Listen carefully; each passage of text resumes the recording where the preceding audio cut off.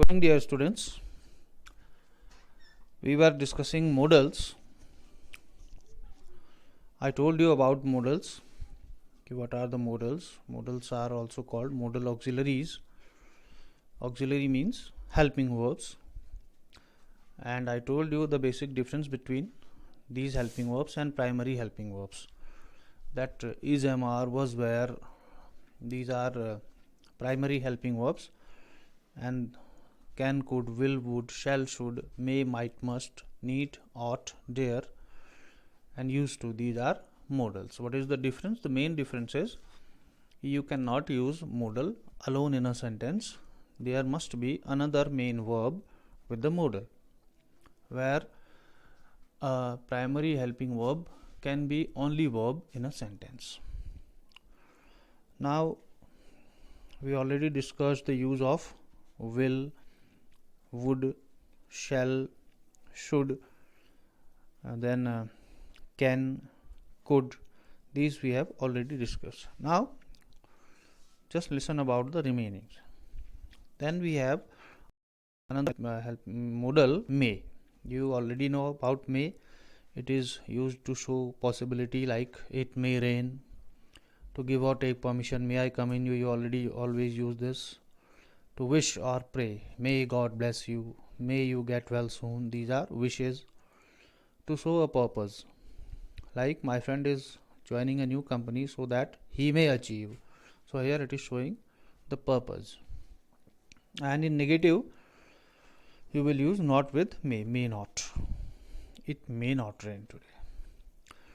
In the same manner, might, it is the past form of may. In past tense, you can use might, like it may rain. You are talking about future. It might rain. You are talking about past. To express less possibility. Well, it might rain can also be future, like it may rain. A little difference is when you use it may rain, it has some possibility, and if you say it might rain, it is less possibility. And for permission also, like may I, in the same manner might I is also used. Might I start speaking? To express a guess also we use this. That might be Rohit. You are guessing. And in negative you will use might not. It might not rain.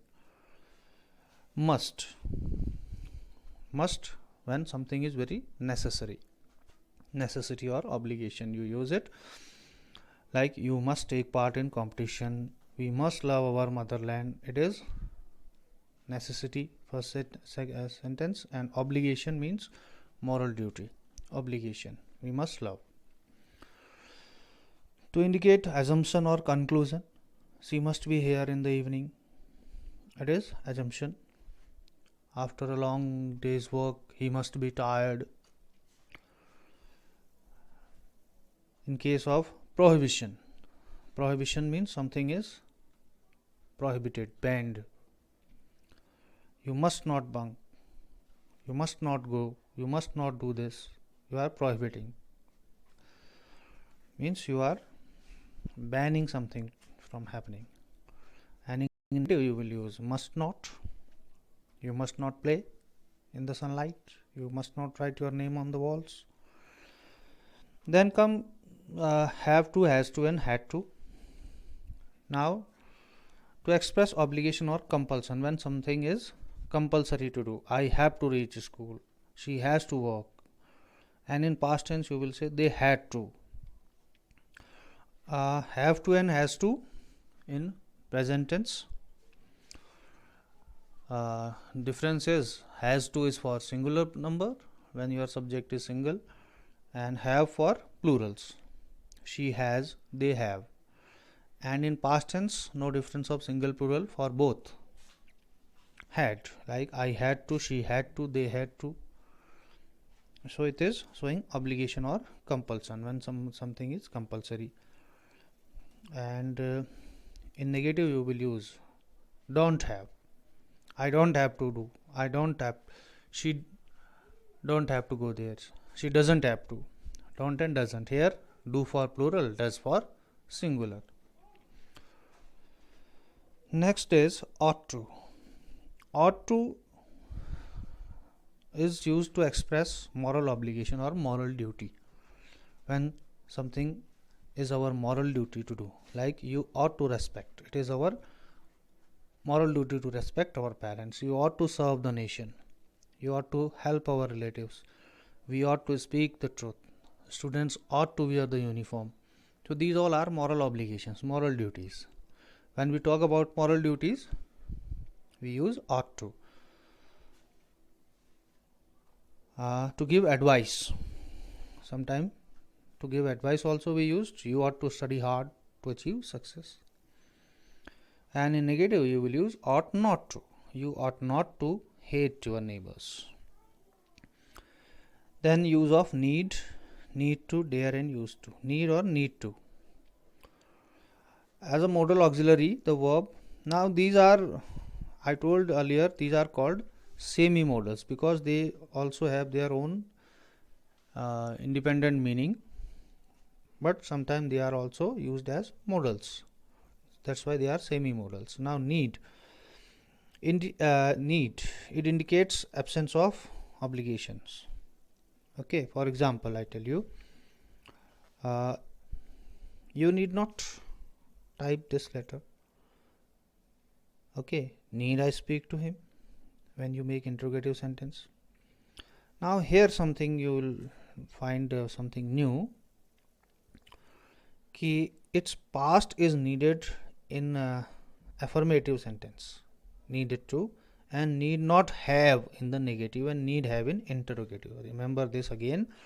Ki in past tense when you use these as modals, so you will use needed to in affirmative sentence, positive sentence, and if you make negative you will use need not have, and when you make negative you will use need have in past tense. Remember, for example, need I have gone to him, interrogative in past tense, or I needed to go him, affirmative simple sentence.